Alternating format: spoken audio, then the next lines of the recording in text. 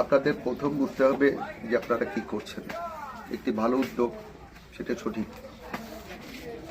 আপনারা দিন শেষে শুনবেন আপনি একজন পাহারাদার, আপনাদের খারাপ লাগতে পারে, আসলে খারাপ লাগার কোনো জায়গা নেই।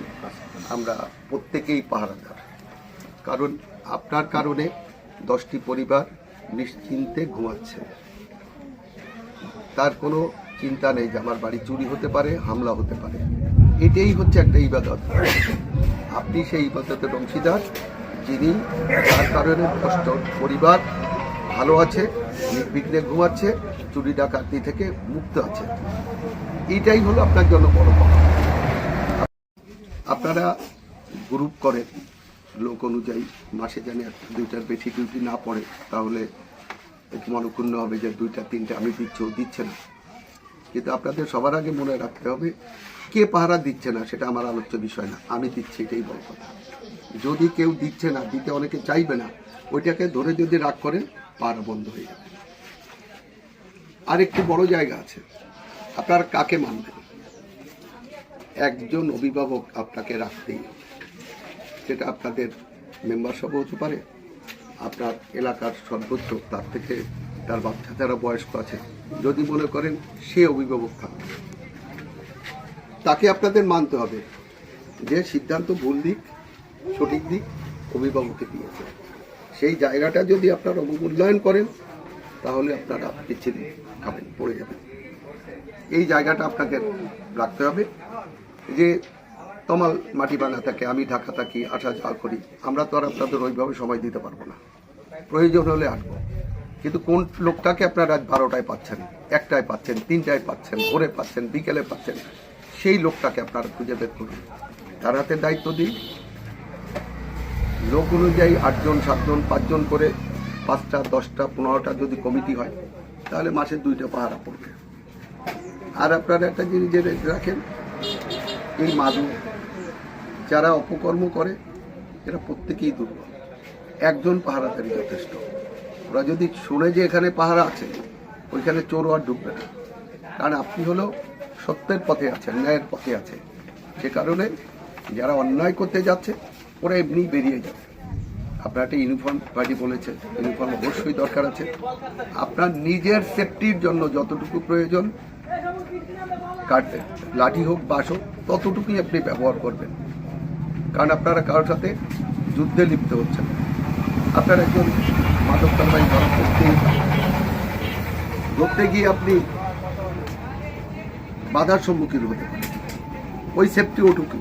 কিন্তু আপনি ইচ্ছা করে কারো গায়ে হাত তুলে দেবেন না, আপনারা আইন তুলে নেবেন না। আইনের সর্বোচ্চ জায়গা আছে, আইনের পক্ষ থাকতেই পারে, সেটা আমাদের মেনেই চলতে হবে। আমার আপনার জন্য সবার জন্য সমান। তবে গ্রামটা যাতে, এই যে 100 বা 200 পরিবার আপনারা একত্রিত হচ্ছেন, এই ইউনিটিটা যেন আপনাদের ঠিক থাকে। কালকে যেন এমন প্রশ্ন হয় না, ওই হায়দারের লিডার বানাইছে এই জন্য আমি নাই, কালকে যেন বলে না দায়িত্বে বানাইছে এই জন্য আমি থাকবো না। এইটা করা যাবে না, তাহলে আপনাদের নিজেদের ভিতর দূরত্ব হবে। 3 মাস 2 মাস 6 মাস পরে পাহাড়টা ভেঙে যাবে, এলাকার লোকজন হাসাহাসি করবে যে দেখছো দিছি না, টেকে না। আমি দিন শেষে একটা কথাই বলবো, আপনারা কারো হাসির পাত্র হবেন না। আর সিদ্ধান্ত যদি নিয়েই নেন, এই 1 থেকে 150 100 যাই হোক, প্রত্যেকে যেন এক ব্যানারই থাকে। আরেকটা রাখবেন, গ্রামের পরে এই 100 লোকের কোনো একটা লোককে যদি কেউ বাজে মন্তব্য করে, অযথা অ্যাসাল্ট করে, গায়ে হাত দেয়, তাহলে মনে করবেন 100 লোকের গায়ে হাত দেওয়া হচ্ছে। এই 100 লোক সঠিক থাকবেন। যদি কোনো দুর্ঘটনা ঘটে, সমাধান দিতে পারছেন না, 100-র একজন পরিচালক তো আপনাদের আছে, অভিভাবককে ডাকেন, তিনি যে সিদ্ধান্ত দেবেন সেই সিদ্ধান্তে আপনারা অটল থাকবেন, সেটাই মেনে নেবেন। তাহলে আপনারা আপনাদের যে এই উদ্দেশ্য, এই উদ্দেশ্যটা শতভাগ সফল হবে, সার্থক হবে।